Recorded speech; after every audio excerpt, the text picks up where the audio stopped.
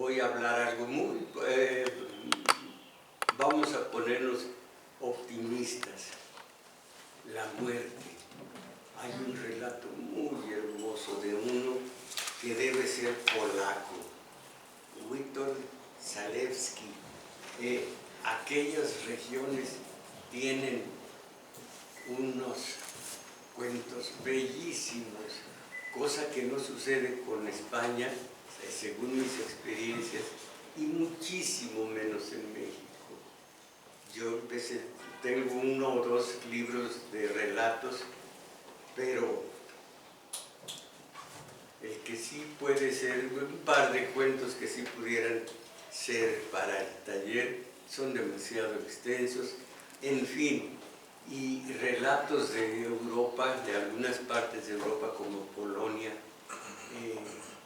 y africanos, muy buenos, y aquí los he traído con mucho, sabiendo que les llega aquí. Este relato se llama La muerte, y caramba, con qué delicadeza se refiere a la muerte. Y poco se puede hablar de la muerte, como del amor, como de la vida.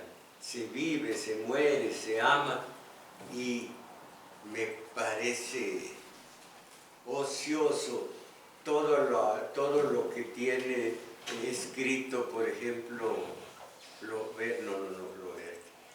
el autor de Rojo y Negro, ¿cómo se llama? Stendhal, acerca del amor, u Ortega y Gasset. ¿Cómo se ve que no estaban enamorados en ese momento, o que no habían estado enamorados para hablar, teorizar acerca de lo que es imposible, la vida, la muerte, el amor? Hablando de la muerte, dice Cervantes, en cualquier forma que llegue la muerte es terrorífica.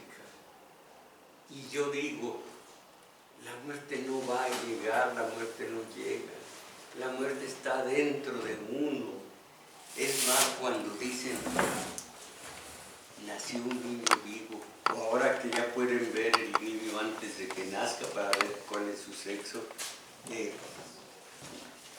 nace un niño vivo y muerto, porque es el destino ineludible que tenemos todos. Dialécticamente dentro de nosotros está la vida y la muerte, y no se puede explicar ninguna de las dos. La vida que tanto duele y que tanto da placer, y la muerte que va a ser definitiva, rápida. Y dice un filósofo, y no tengo ningún respeto por la filosofía de la muerte, pero dice, no hay por qué preocuparse. Cuando uno es, no hay muerte. Cuando la muerte es, no hay uno ya no es. Entonces la brecha es mínima.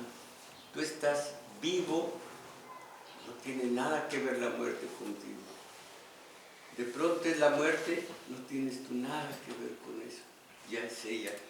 Pero esas filosofías no me consuelan para nada.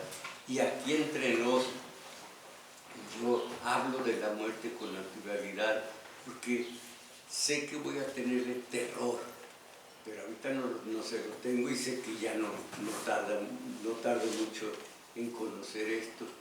Y las ideologías religiosas, para seguir con las ideologías, hablan y tratan de tranquilizarnos, de que Dios, el Dios de estas ideologías, es infinitamente misericordioso, pero al propio tiempo dicen que es misericordia durante tu vida, después no es más que justicia. Y el creyente, creo que ahí reside el miedo. ¿Cómo carambas me voy justipreciar, merezco castigo o premio, eso yo no lo sé. Es muy difícil tener autocrítica delante de esa deidad que a esas alturas ya solamente va a tener justicia, ya no misericordia.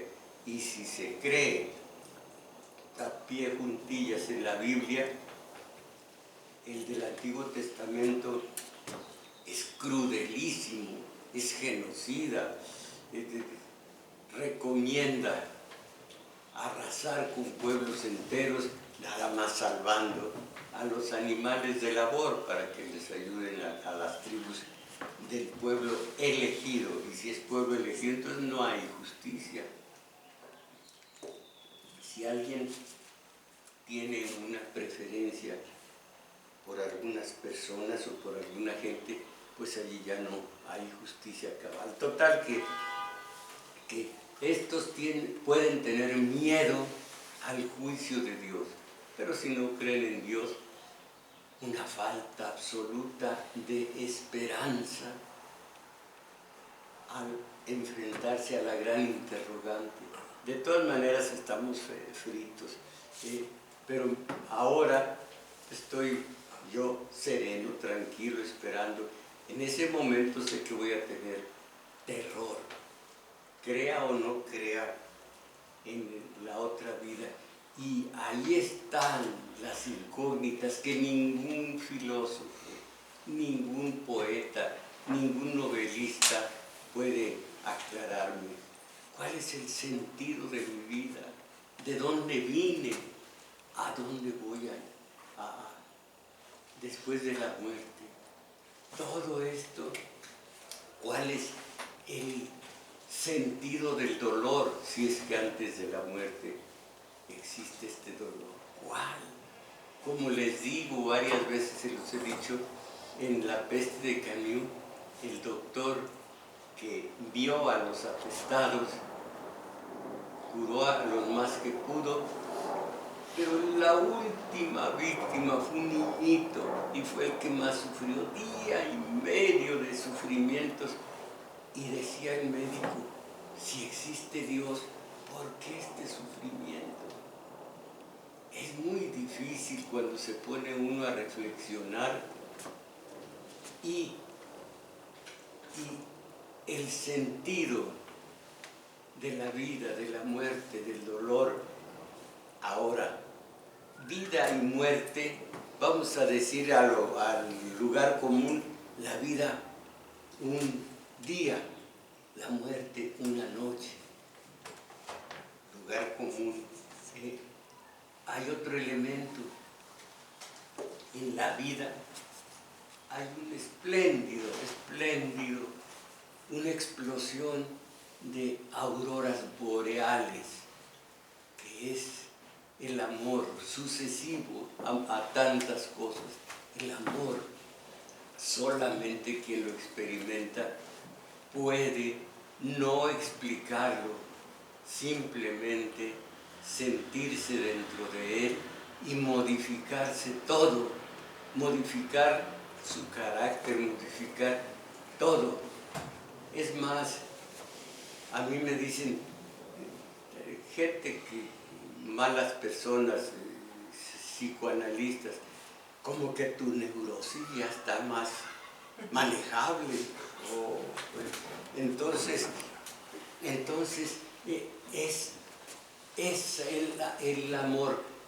Todos los filósofos que lo analizan, yo tengo una biblioteca que, créanme que es, quien la conoce sabrá que es muy extensa. Tengo libros sobre el amor y cómo hablan del amor. No creo nada. Quiero decir que es inefable el sentimiento del amor. Inefable. Aquí tienen un ejemplo que tantas veces he repetido. El Job, sufriendo, sufrió al máximo en una forma de dolor que expresaba de modo tal que lo pone a la altura de los trágicos griegos, Esquilo, Sófocles, Eurípides. Cuando ya no sabía qué más dolor, era un clásico, ya sé, mi Padre Dios ya se compadeció. Entonces, el dolor de Job era inexpresable y tenía 3 amigos, Sofía, Elifaz y, ¿cómo se llama el otro de los 3? Luego me acordaré. Que lo consolaban. Estás sufriendo, pero sonríe al mundo. Venimos de la dialéctica. No, la dialéctica es otra cosa. La dianética creo que se llama, ¿sí, verdad? Y que sonríe al mundo y el mundo te va a sonreír. De Bucay. Entonces dijo, sonríele al mundo y todo el mundo te va a venir a abrazar. Bueno, tanto, gritó Job que vino Jehová y le dice, si yo no te hice daño, ¿por qué me lo haces tú? Si yo no te ofendí, ¿por qué me ofendes tú? Si yo no me metí contigo, ¿por qué tú conmigo sí? Le da una vuelta Jehová, Dios, pero o lo hace tonto, o Job hace que se convence. Tú hiciste el firmamento en 7 días, tú hiciste, ¿verdad que no? Pues no. Entonces, ¿cuál es qué problema es el tuyo? Entonces, dice Job, perdóname. Pero dice, y estos los 3 amigos, necios, no los voy a perdonar si no me hacen un sacrificio, no humano como los de nuestros antepasados, sino de palomitas, de torcasitas. Siempre tienen el privilegio de ser los fregados. Un borrego, cuando Abraham iba a matar a Isaac, su hijo, no lo mates, ponen un borreguito, y así siempre un chivo, un ciervo es el pagano. Entonces, esos 3 que estuvieron dando consejos desde la razón a alguien que estaba sufriendo desde el bajo vientre, es una forma arbitraria de hacernos entender, alguien que estaba sufriendo, tratar de consolarlo, y viene por fuerza el símil.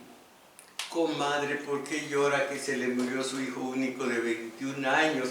Lo mataron de puñaladas. Se nos adelantó, nosotros te vamos a morir. La madre iba a decir, sí, ¿verdad? Bueno, pues vamos a comer, a ver qué tenemos en la cocina.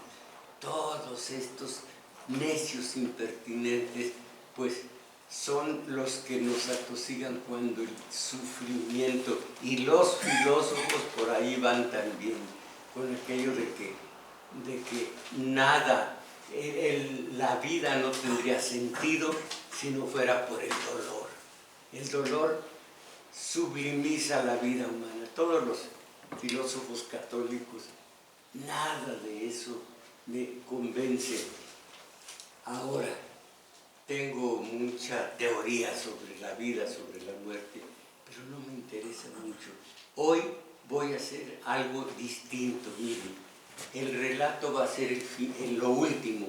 Antes, un poema, unos versos de alguien que fue medio amigo mío, Elías Nandino, alguno lo conocería como médico. Bueno, para que vean lo que es son los versos y lo que es el poema, trocitos de poema hablando de la muerte, pero no la muerte como explicación, sino como un sentimiento que al poeta lo hace expresarse de una manera hermosa. Primero los poemitas, los trocitos de poemas que hablan de la muerte. Por ejemplo, tanta vida y jamás. ¿Quién lo dice? ¿Quién dice, Gustavo, tanta vida y jamás? Vallejo, César Vallejo. Tantos años y siempre, mucho, siempre, siempre, siempre. César Vallejo. Y luego, ¿cuántas veces agonizante cuántas veces agonizante no mueres solo de enfermedad, mueres de toda la vida? Aprende a morir y vivirás. Nadie aprende a vivir si no ha aprendido a morir. Tener presente el morir. Si no sabes, no te preocupes, la naturaleza te dará todas las instrucciones del asunto, de cómo morir. Dice, son trocitos que saco de poemas y no quiero morir, no quisiera morir. Y digo yo, no, tampoco quiero morir por seguir al poeta. Ni nosotros, sobre todo, quienes ya dejamos atrás el mar de las tempestades, ¿dónde está? El mar de las tempestades. Ya ya surcamos el mar de la tranquilidad. Miren qué bien casa a la vida humana estas tres zonas marítimas que existen. Ya dejamos atrás el mar de las tempestades, surcamos ya el mar de la tranquilidad y ahora doblamos el cabo de Buena Esperanza. Pues no lo queremos, pero habrá que morir. Hay que morirse. Esto lo dice el poeta. Hay que irse muriendo a piedra y lodo, a soledad, a gritos, a poemas. Hay que morirse, nada más, a secas, lo dice Miguel Guardia. Y Sabines, mi madre me contó que yo lloré en su vientre. A ella le dijeron que tendría suerte. Alguien me habló todos los días de mi vida al oído, despacio, lentamente. Me dijo, vive, vive, vive. Era la muerte. Era la muerte. Ahora, la melancolía de Netzahualcóyotl, ¿qué poemas de Netzahualcóyotl? ¿Acaso se vive con la raíz en la tierra? No para siempre en la tierra, solo un poco aquí. Aunque sea de jade se quiebra, aunque sea de oro se quiebra, aunque sea plumaje de quetzal se desgarra. No para siempre en la tierra, solo un poco aquí. ¡Qué belleza, qué maravilla! Desearías saber el secreto de la muerte, pero ¿cómo saberlo si no buscas en el corazón de la vida? Esta es la literatura oriental. Ya por último, en el Popol Vuh, nosotros somos los vengadores de la muerte. Nuestra estirpe no se extinguirá mientras haya luz en el lucero de la mañana. Y yo escribo, porque muerte y lucero están ahí nomás tras lomita. Vivir, pero vivir a cabalidad, con todos los sentidos vivos todavía. Vivir hasta atragantarnos cada día y en el cogollo de cada minuto. Hoy nada más, hoy. Por siempre, hoy. Por más que el siempre sea un invento del hombre para sus dioses, no para simples mortales. Vive la vida, porque habrá que morir, memento mori, en latín. Vive la vida para siempre. Ese para siempre es un hurto que dice Paz que cometimos contra Dios. Le decimos a la mujer amada, te querré siempre, siempre. no te dejaré de querer, nunca, nunca. Ese siempre, siempre, nunca, nunca, no es nuestro, no es para nosotros. Nosotros somos finitos, nosotros somos efímeros. El siempre, siempre, nunca, nunca corresponde a la divinidad. Dice paz. Entonces, ahora, como tantas veces se ha hablado de lo que es el verdadero poema y el que no lo es, y los he remitido a libros que esto explica, sabiendo yo que son aburridos, para quien gusta de El brindis del bohemio, Las abandonadas, La chachamicaira, porque dejó Juan la bebida, El Cristo de mi cabecera y El seminarista de los ojos verdes, no, negros, negros. Para ellos difícilmente puede ser placentera la teorización de lo que es el poema y lo que no. Miren, Elías Nandino habla de la muerte. A ver si con estos trocitos lo que dice en el Nezahualcóyotl nos llega o sería de vulnerarnos si fuéramos sensibles. Son muy bellos. En cambio, a ver qué les dice estas décimas a la muerte de Elías Nandino. He de morir de mi muerte, de la que vivo pensando, de la que estoy esperando y en temor se me convierte. Mi voz oculta me advierte que la muerte con que muera no puede venir de fuera, sino que ha de nacer de la hondura de mi ser donde crece prisionera. De tanto saber temía muerte, mi muerte sedienta, no hay minuto en que no sienta tu invasión lenta y sombría. Antes no te conocía o procuraba ignorarte, pero al sentirte y pensarte he podido comprender que vivir es aprender a morir para encontrarte. Sufro tu cauce sombrío que bajo mi piel avanza, fatigando mi esperanza con su oculto desafío. Yo siento que tu vacío de mis entrañas respira y que sediento me mira desde mi sangre hacia afuera, como verdad prisionero y prisionera que en contra de mí conspira. Esto es lo pensado, hablar a la muerte desde aquí y no esas formas de, miren, rápidamente, de Nezahualcóyotl. Creo que no lo veo a la mano.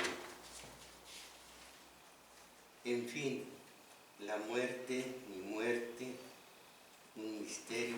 Mejor en noviembre del año pasado, cuando parece que el principio de noviembre se hizo presente para la muerte y los mediocres, para don Juan Tenorio, el del chiste, el chocarrero, escribí esto y luego el relato. Organillo callejero que en el barrio vas llorando una tristeza. Tu tristeza por tan vieja se asemeja con la mía. Este es un trozo de poema de González León. Este es tono menor pero muy dulce. La voz del cilindro, voz lamentosa del barrio a la hora de las tristuras.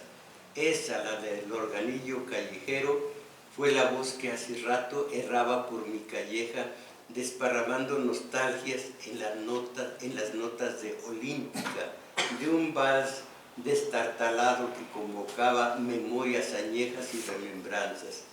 Yo, el ánima contristada por los fieles difuntos, aquel suspirar, padres, hermanos, memento homo.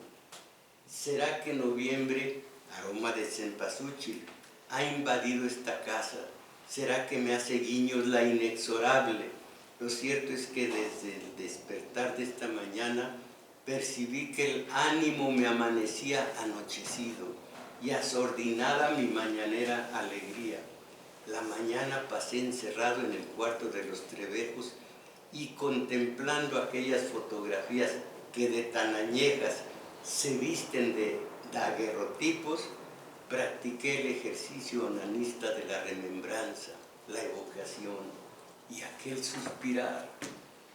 Examiné las agendas en desuso con su fecha de hace qué años y las señas telefónicas de 6, 7 dígitos y tantos nombres allá sentados que hoy son sombras nada más y fantasmones familiares de amores que se esfumaron para nunca más.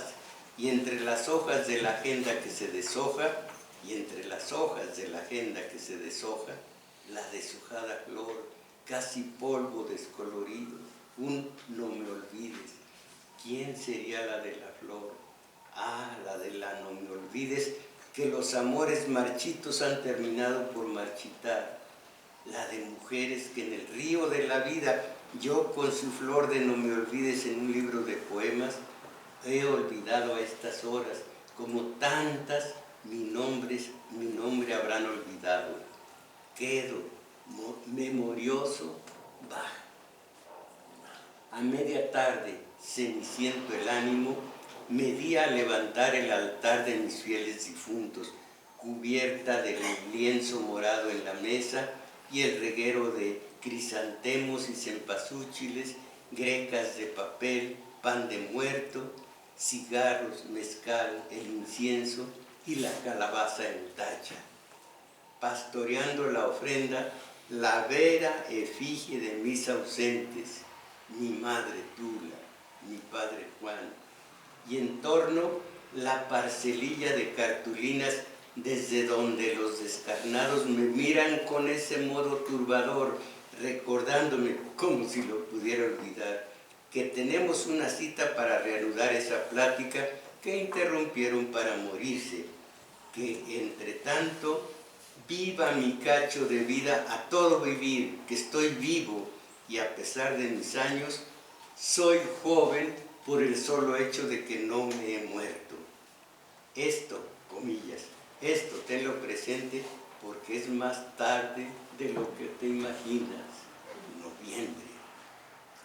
Con mis muertos redivivos viviendo entre ceras y cruces de vida efímera, terminé la ofrenda y las manos se me vinieron olorosas a noviembre, a oficio de tinieblas, a huesa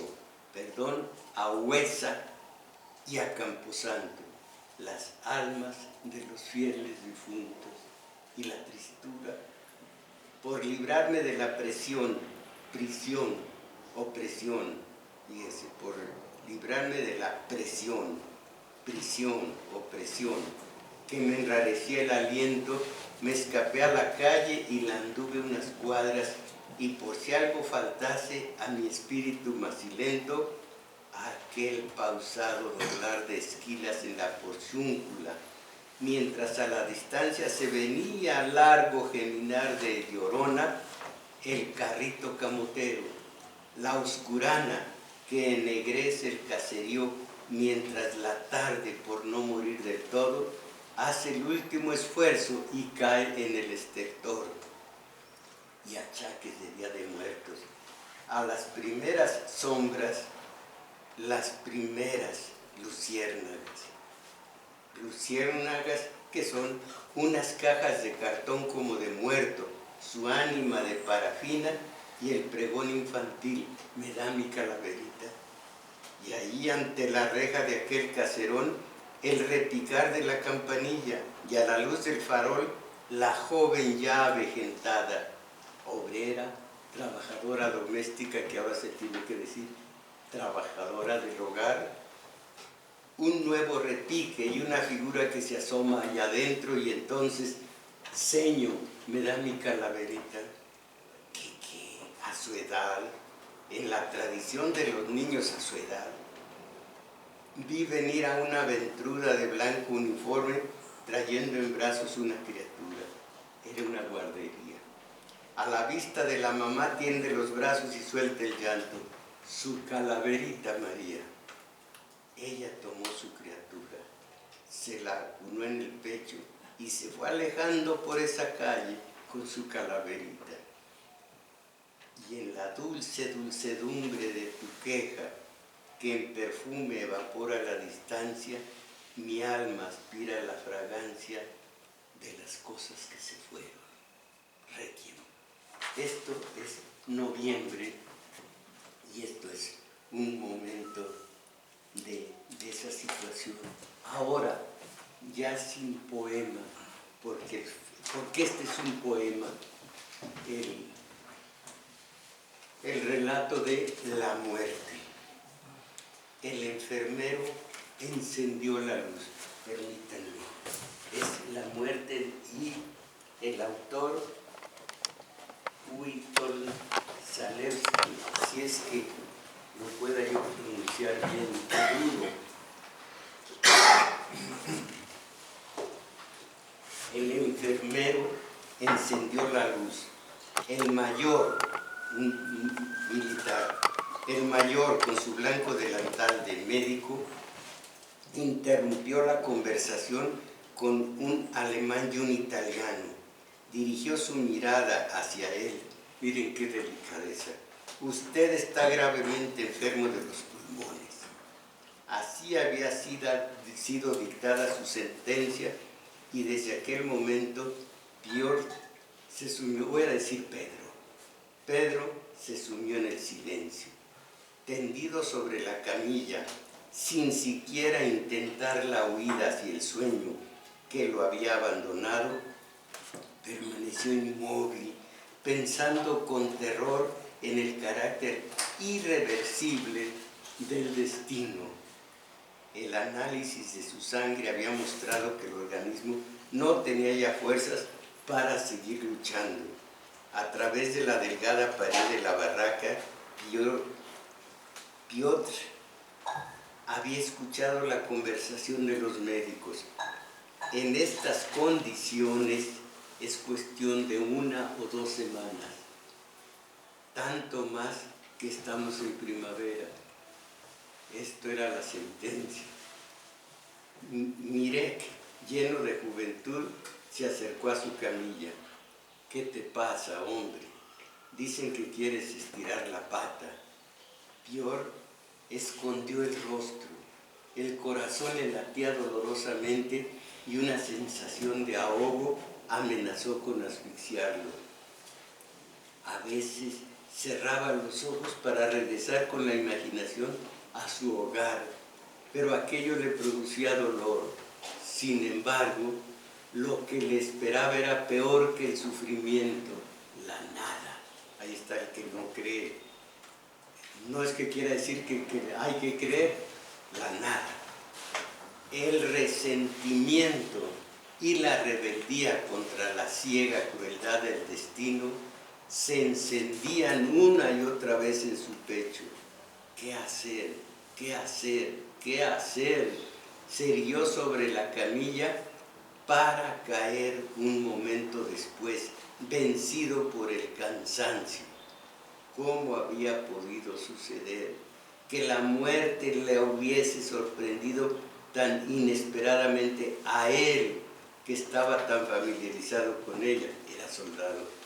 Dejó caer los párpados cansados por la vigilancia continua.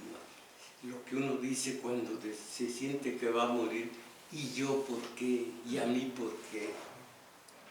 Piotr abrió los ojos. Sobre su cabeza se veían las tablas de una camilla. Nunca había pensado en la muerte, o por lo menos en su muerte. Esta nunca había sido para él un problema personal.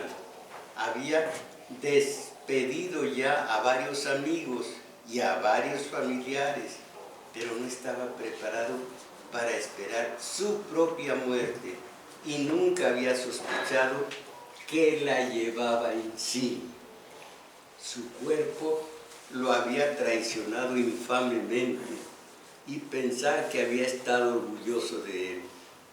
Todos los de nuestra familia tienen pulmones sanos, solía decir su madre, y por lo tanto él también los tenía sanos.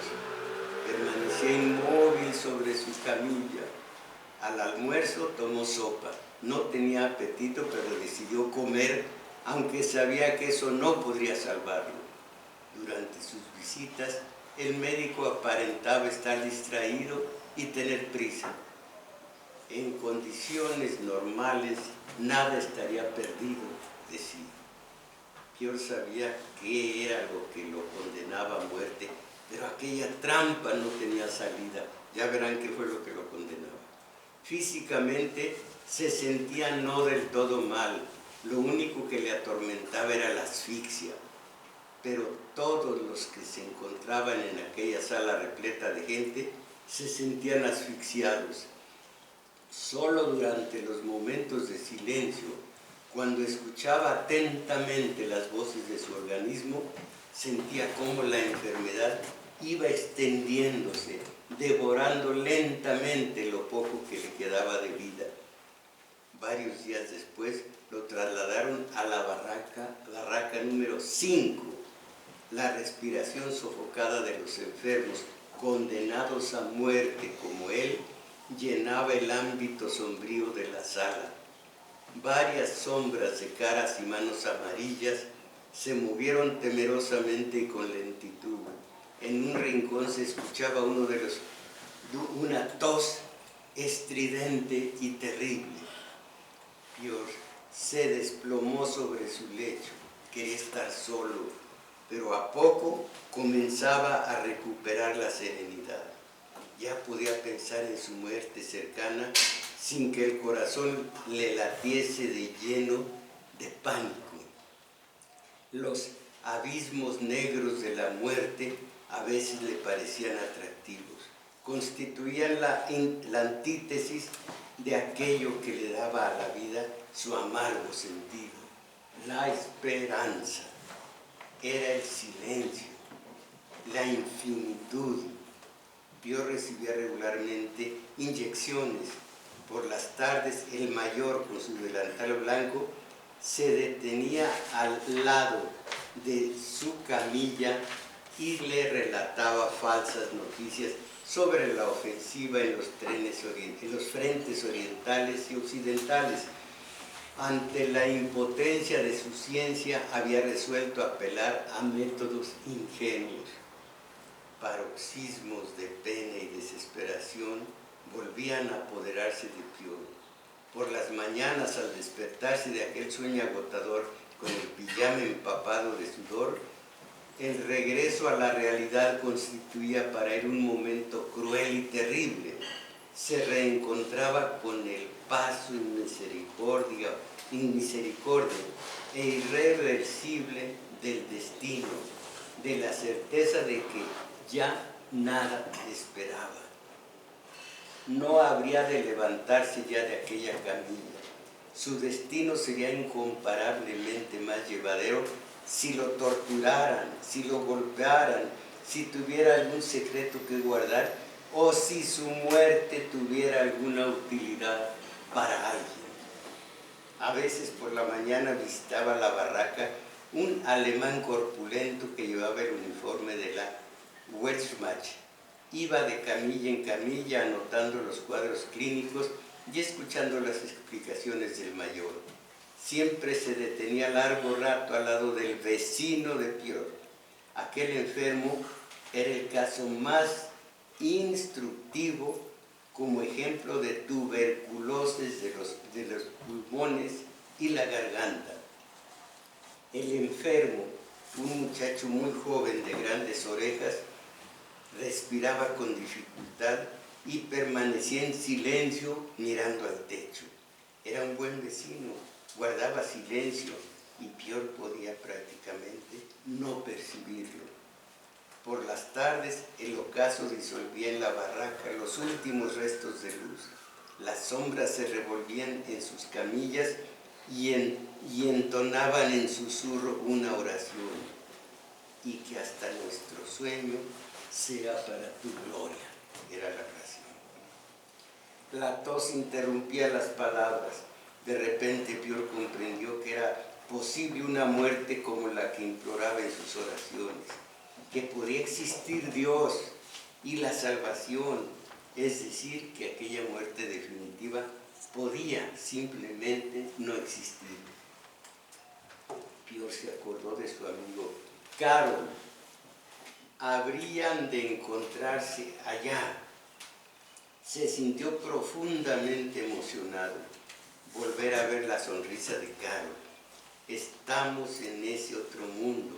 Estamos en este otro mundo, querido amigo. Leyeron públicamente la orden del comandante del campo de prisioneros disponiendo el oscuramiento de las ventanas. Pior estiró su cuerpo sobre el colchón, que era en realidad aquella muerte que lo aniquilaba todo. Si al morir se desaparece, entonces la muerte es el momento más importante de la vida. Pensaba cada vez con mayor serenidad. Sabía ya que era necesario librarse de la esperanza, pues en ella se encontraba la fuente de la desesperación. Sabía que al vencerla alcanzaría una paz sublime. La desesperación dejaría de amenazarlo, y eso era lo más importante. En esa forma la muerte dejaba de tener significación. La vida se alimenta de esperanza. Era necesario pues vencerla para que la muerte no tuviera nada que arrebatarle. Así podría enfrentarse a ella sin la menor inquietud, sin aquella desesperación paralizante. Y entonces alguien le tocó el hombro. Pior volvió la cabeza con desgano. La bondadosa cara de Bartek se inclinaba cuidadosamente sobre él. Aquí tienes, viejo, una carta de tu novia, le dijo con un tono de triunfo, colocando la carta sobre la almohada. Además te traje un poco de azúcar. Luego regresó el silencio. Los ojos tristes de María lo miraban. Una luna inmóvil sobre la ciudad iluminaba sus oscuros cabellos. Su perfil se recortaba sobre un cielo inundado de estrellas. María la tenía en sus brazos, sintiendo el calor y la confianza que se desprendían de su cuerpo. Personificaba el bien y la belleza, la vida.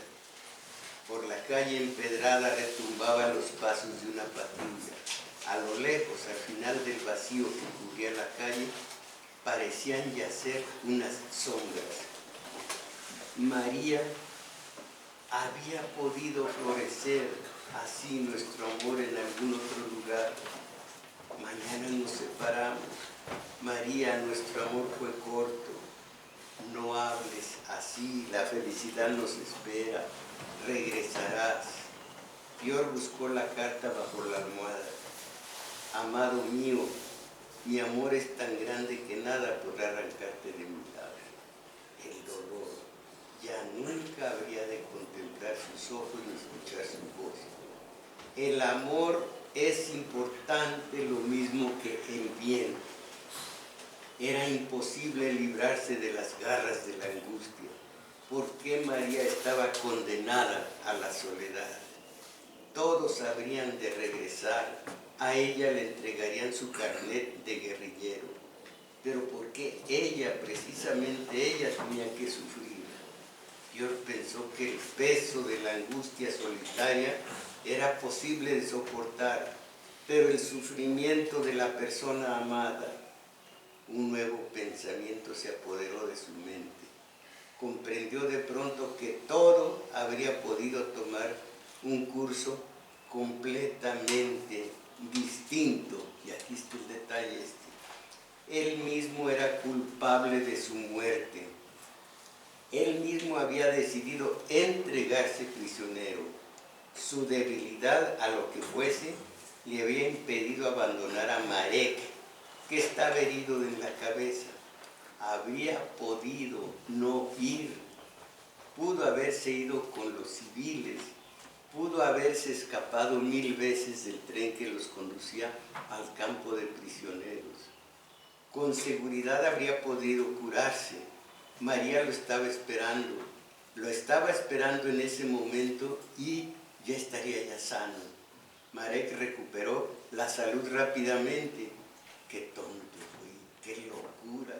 La imaginación, aunque se defendía de ella con las últimas fuerzas del instinto, despertaba en él casi clandestinamente el recuerdo de la vida.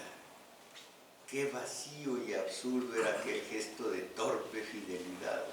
Pior sollozaba, su espíritu parecía desmoronarse. ¿Para qué se había sumado al levantamiento? Si hubiera huido de la ciudad al bosque, se hundió en la confusión.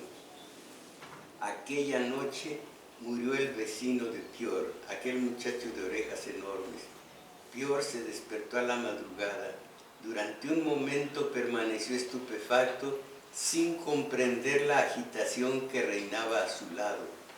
Una lámpara de petróleo alumbraba a una enfermera que se encontraba inclinada sobre el muchacho con una jeringuilla ensangrentada en la mano. El rostro del enfermo era cruzado por contracciones rápidas y menudas. Fíjense, es el final, fíjense en esto. Pior se fijó en las manos del agonizante.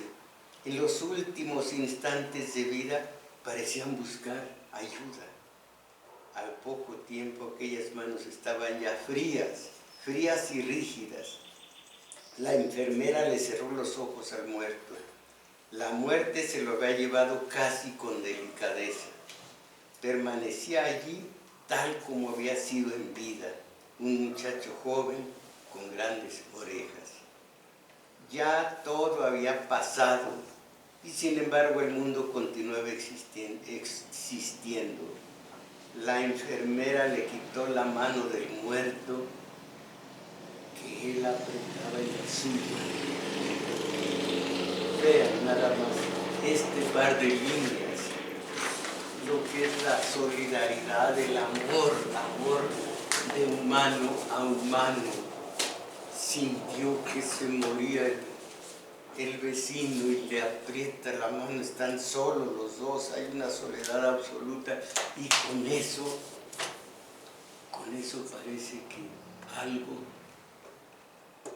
se transmite de muerto a agonizante. Apretaba la mano del muerto que había, en su último reflejo, había buscado la mano del vecino. Los dos jóvenes, los dos desesperados y los dos muertos, uno ya va a morir al rato. Y la parte romántica que dicen algunos, que es otra cosa, la forma lírica de quedarse con el amigo herido, y el amigo herido se va y se cura y empieza a morir. Entonces me parece que estos relatos son profundos, nos dicen mucho y logran, ojalá que en ustedes también, esa vivencia que busca uno aquí para abrir la mente, para abrir la vida interior, la mente ayer, la mente con el taller de teoría. Entonces, esto es lo de la muerte. Verán que no hay poema que pueda cerrar dignamente esta emoción de dos muertos que se aprietan la mano antes de morir. No tienen nada más, no tienen más que hacer que buscarse mutuamente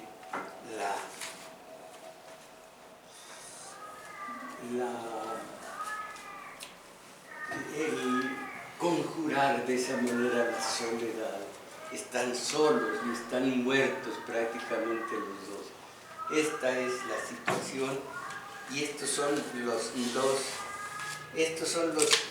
el material de la muerte, y vean cómo los versos de Nandino, que por cierto era médico, los versos de Nilo están pensados, están calculados, están tramados en frío, no proyectan nada, a diferencia de Netzahualcóyotl.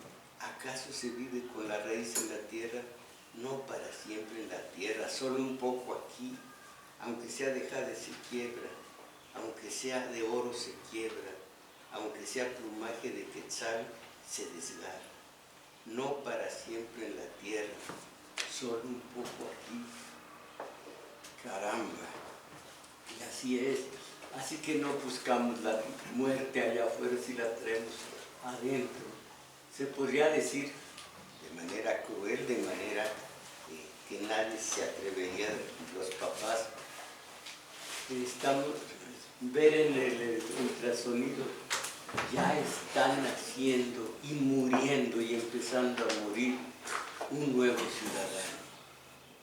En fin, no siempre la cosa está tan pesimista y sobre todo que para levantar el ánimo nos vamos a comer. Gracias, gracias.